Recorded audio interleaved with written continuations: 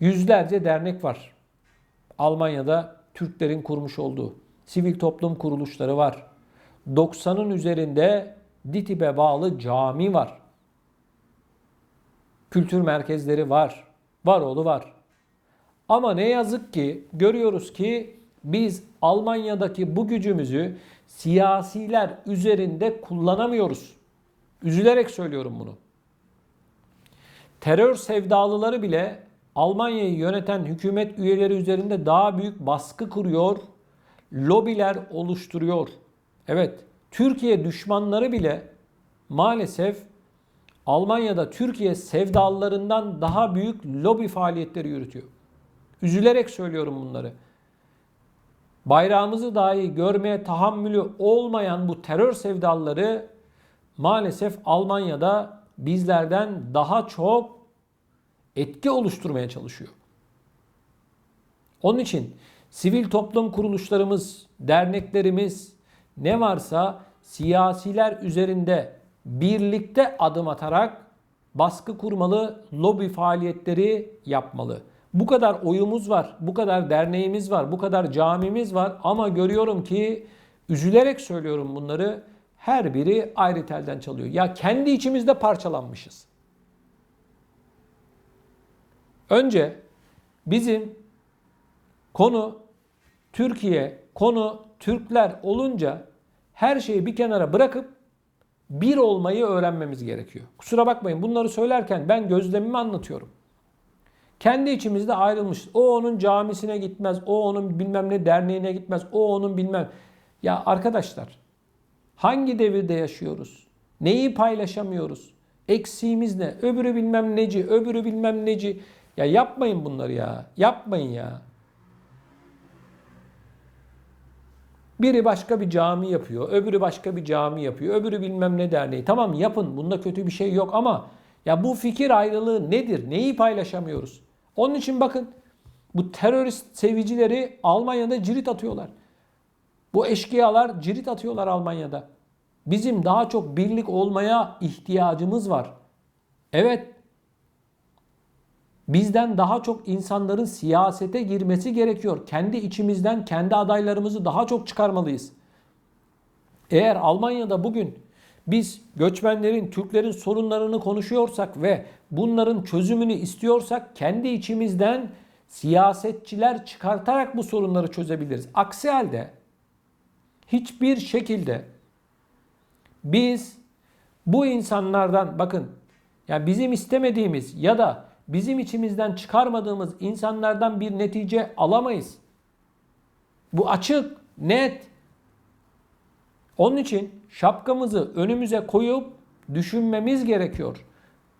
Kendi içimizde birliği sağlayıp, kendi adaylarımızı çıkartıp, kendi vatandaşımızla el ele vererek biz Almanya siyasetinde daha etkin bir hale gelmeliyiz. Aksi halde kendi kendimizi kandırırız. Bakın, ben sabaha kadar konuşayım, gecelere kadar anlatayım. Hiçbir anlamı yok. Önce birlik olacağız. Ama görüyorum ki, üzülerek görüyorum ve bunu gözlemliyorum. Maalesef bizim kendi içimizde birlik, beraberlik yok. Kusura bakmayın. Yani o onun camisine gitmiyor, o onun bilmem nesini, derneğini. Ya arkadaş, neyi paylaşamıyoruz ya? Derdimiz ne bizim ya? Bu derneklerin, bu camilerin kuruluş, yapılış amacı ne? Önce biri bana anlatsın bunu. Yine bakın, üzülerek görmüş olduğum bazı şeyler var. Bunları konuşmak zorundayız. Konuşarak doğru yolu bulmalıyız. İçimizdeki ayrılıkçıları bir kenara koyarak, içimizdeki çürük elmaları ayıklayarak biz Almanya ya da diğer Avrupa ülkelerinde bir noktaya gelebiliriz. Bakın, maalesef bunu anlatırken bile utanıyorum. Birileri din tüccarlığı yapıyor. Ne demek din tüccarlığı? Bakın, elhamdülillah Müslümanız. Ama parayla cami işleri birbirine karıştırılıyor Almanya'da. Bazı yerlerde, hepsinde de demiyorum bakın. Parayla din işleri karıştırılıyor. Bunlarla ilgili Önümüzdeki günlerde enteresan bilgiler vereceğim size, enteresan haberler vereceğim. Maalesef birileri rant haline getirmiş vaziyette. Birileri para kazanmanın peşinde.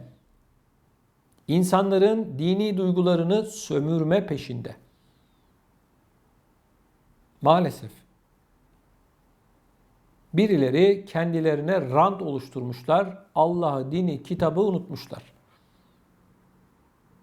Ne diyoruz? Kendi içimizdeki çürük elmaları ayıklamamız gerekiyor. Bunların hepsini tek tek size açıklayacağım. Tek tek. İnsanları nasıl kandırıyorlar? Eğer biz kendi içimizdeki, yani kendi bağırsaklarımızı temizlemezsek bir neticeye ulaşamayız. Ya bu açık bir şekilde görünüyor arkadaşlar. Önce kendi içimizi temizlememiz gerekiyor. Çürük elmaları içimizden çıkarmamız gerekiyor. Kusura bakmayın. Ben anlatacağım. Bunları anlatmaya devam edeceğim. Önce biz bu çürük elmaları içimizden atacağız. Ondan sonra da daha güçlü, daha da birlik içerisinde hareket edeceğiz. İşte Türkiye sevdalısı, Türk sevdalısı kaç tane aday var soruyorum seçimlerde. Kaç tane aday var? Bu kadar milyonlarca insan var Almanya'da. Niye biz içimizden hiçbir şekilde bu seçimleri etkileyecek kadar güçlü bir aday çıkartamıyoruz? Türklerin en kalabalık olduğu yer Kuzey Ren-Vesfalya, Köln ve çevresi diyelim. Hangi adayı oy vereceğiz biliyor muyuz? Türklerin sorunlarını çözecek olan hangi aday var? Sadece Türkler de demiyorum. Bakın Almanlar da dahil olsun. Alman adaylar. Türkiye ile ilgili, Türklerle ilgili, bizim sorunlarımızla ilgili kaç tane aday var? Tanıyor musunuz adayları? Kaç tanesini tanıyorsunuz? Bu mu arkadaşlar yani? Bizim birliğimiz en kalabalık olduğumuz yerlerde, her yerde varız. Almanya'nın her noktasında. Ama arkadaşlar bir gücümüz yok. Ya inanın buna, kusura bakmayın. Yani bunu derken tabii ki hepimiz birey olarak güçlü insanlarız, iradeli insanlarız, ahlaklı insanlarız. O başka bir şey. Peki dünyayı siyasetçiler yönetiyor kardeşim. Biz Avrupa'da bulunan Türkler ne kadar etkiliyiz? Hadi buyurun cevap verin. Lütfen bu konuyla ilgili yorumlarınızı yazın. Ne kadar etkiliyiz biz? Bana soracak olursanız büyük bir gücümüz var ama gücümüzün farkında değiliz çünkü birlik değiliz. Ya camide bile, Allah'ın evinde bile başka fırıldaklar çeviriyorlar. Hepsi için söylemiyorum. Sakın yanlış anlamayın. Dini sömürenler için konuşuyorum ben. Yapmayın arkadaşlar.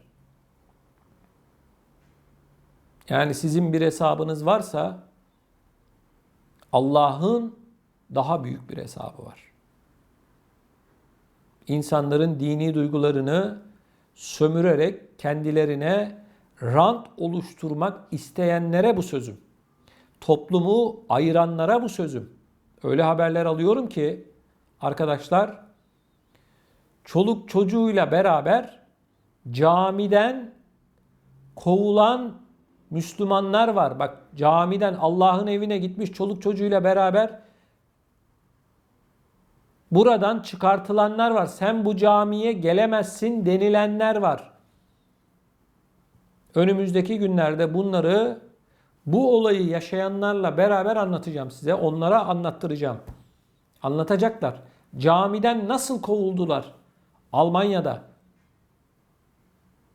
Hem de çoluk çocuğuyla beraber, eşiyle, çocuklarıyla beraber kovulan Türkler var, Müslümanlar var.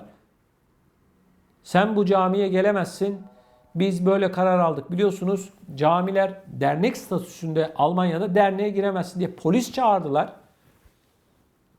Ve vatandaşımızı Kur'an okurken, değerli izleyicilerim, Kur'an-ı Kerim okurken camiden polisle kovdular. Yapan kim? Caminin imamı. Bunların hepsini tek tek açıklayacağım. O imamı da açıklayacağım. O dernek, camiyi de açıklayacağım. Merak etmeyin siz. Ne? Müslümanmış. Kur'an-ı Kerim okuyan, ya bu insan kim olursa olsun, çoluk çocuğuyla beraber camide Kur'an-ı Kerim okuyan kişiyi sen polis çağırıp camiden attıracak kadar, hadi söylemeyin devamını. Söylemiyorum devamını. Yazıklar olsun. Yazıklar olsun. Siz İslam'ın ne olduğunu sanıyorum bilmiyorsunuz. Din görevlisi olmuşsun ama İslam'ın özünü bilememişsin. Cahilsin. Camiden insanları polis zoruyla atıyorsun. Ne yapıyordu? Kur'an-ı Kerim okuyordu. Geçmişte bu kişilerle ilgili bir sorun varsa oturup konuşursun. Camiye gelemezsin. Sen buraya giremezsin. Burada namaz kılamazsın. Ne demek? Birisi bana izah etsin. Birisi bana izah etsin bunu. Hangi dinde var? İslam'ın neresinde var böyle bir şey? Camiden çoluk çocuğuyla beraber Kur'an-ı Kerim okuyan bir kişiyi çıkartmak. Sen buraya gelme demek. İşte anlatıyorum bak, saatlerdir, dakikalardır anlatıyorum. Diyorum ki böyle alçaklar var. İnsanları dinden soğutuyorlar. Onu görenler, bunlar Müslümansa, ben Müslüman değilim diyenler var arkadaşlar. Almanya'da, Fransa'da, Hollanda'da, Belçika'da, İsveç, İsviçre, yani vatandaşlarımızın yoğun olarak yaşamış olduğu yerlerdeki bu dernekler, camiler vesaire hepsinin bir silkelenmesi lazım, kendine gelmesi lazım. Dürüst bir şekilde hizmet verenlere asla bir sözüm yok. Sakın beni yanlış anlamayın.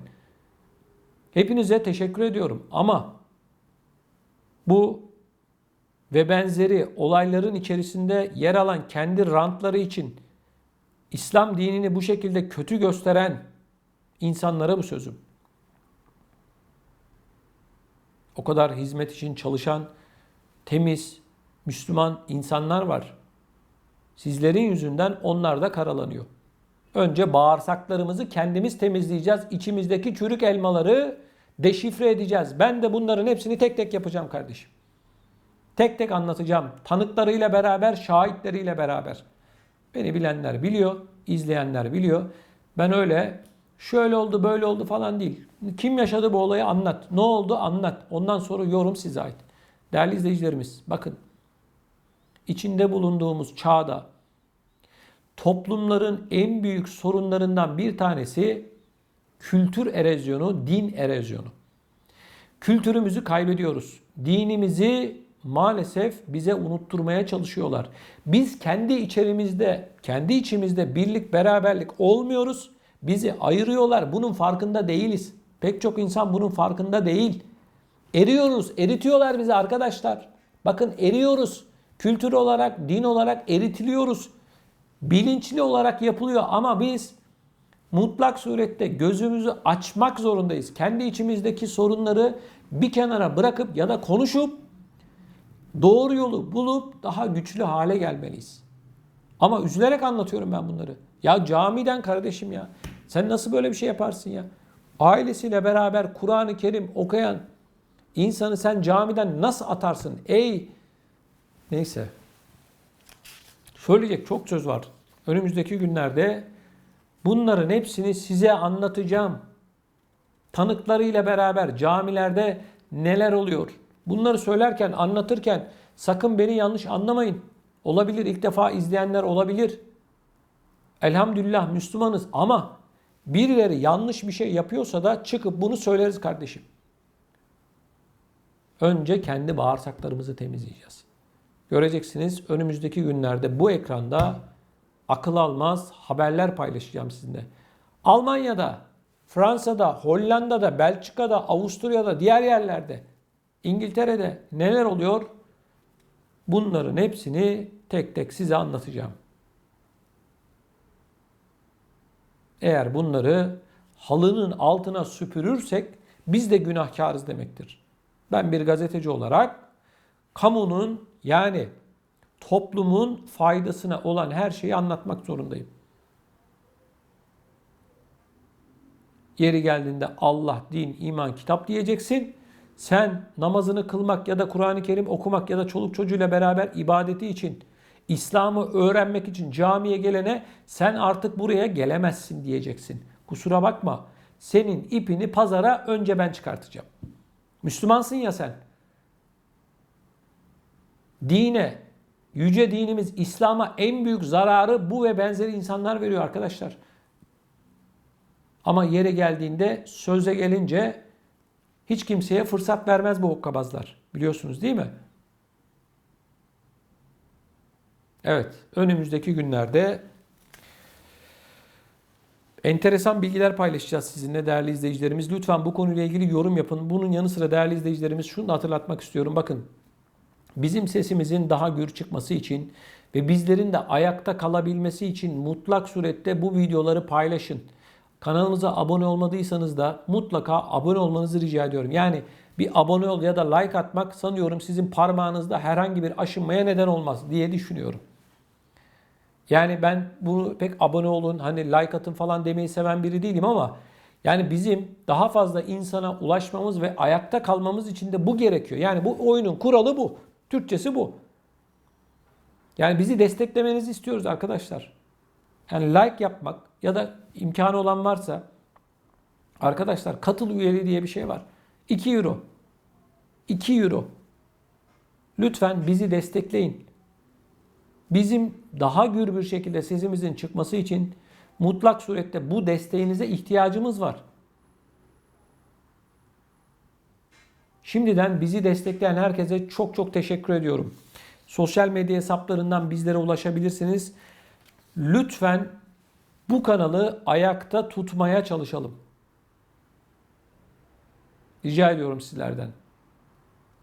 Değerli izleyicilerimiz, Almanya'da bir oyuncak fabrikası yakın zamanda görevi bırakmaya hazırlanan Angela Merkel'in anısına oyuncak ayı üretti. 500 adet üretilecek oyuncağın 189 euroya satılacağı belirtildi. Bavyera'da bulunan oyuncak firması 16 yıldır başbakanlık görevini yürüten Angela Merkel için oyuncak ayıyı piyasaya sürdü. 40 santimetrelik oyuncak ayı Merkel'e özgü saç kesimi, kıyafetleri ve el duruşu tasvir edildi. Bild gazetesine konuşan fabrikanın genel müdürü, oyuncak ayılarda çağdaş tarihin anılarını bir sanat biçimi olarak ifade etmeye çalışıyoruz dedi. 500 adet üretilecek oyuncak ayı 189 euroya satılıyor. Oyuncaktan bir adet Merkel'e de gönderilecek. Öte yandan oyuncak şirketi daha önce ABD Başkanı Barack Obama, eski Almanya Şansölyesi Helmut Schmidt ve İngiltere Kraliçesi 2. Elizabeth için de oyuncak ayılar üretmişti. Evet değerli izleyicilerimiz, Almanya'da bir dönem kapanıyor. Merkel 16 yılın ardından artık emekli olmaya karar verdi. Artık yeter diyor tabii ki. O da Almanlar da, Almanya'da oy kullananlar da, tüm Almanya Merkel'e artık emekli olmalısın sinyallerini çoktan vermeye başlamıştı. Almanya'nın tarihine geçen bir isim olarak görüyorum ben Merkel'i. Merkel görev süresi boyunca gerçekten uluslararası alanda çok büyük sorunlar, gerekse Almanya içerisinde çok büyük sorunlarla mücadele etti. Biz göçmenler ya da Türkler boyutuna baktığımızda ise maalesef Merkel'in dişe dokunur bir adımını ben hatırlamıyorum. Almanya'nın yine birliği için, Almanya'nın güçlü olması için evet gece gündüz çalıştı mı? Çalıştı. Örnek alınması gereken pek çok adımı var ama göçmenlere yönelik, Türklere yönelik bir adımını, somut bir adımını ben hatırlamıyorum. 16 yıl boyunca da maalesef sadece ve sadece Almanya ve Almanlar dedi. Göçmenleri bundan öncekiler gibi yok saydı. Üzülerek bunları anlatıyorum ama yanılıyorsam da yanıldığımı söyleyin lütfen. Yorum yapın bu videonun altına ama gözlemim bu yönde. Maalesef üzücü bir durum.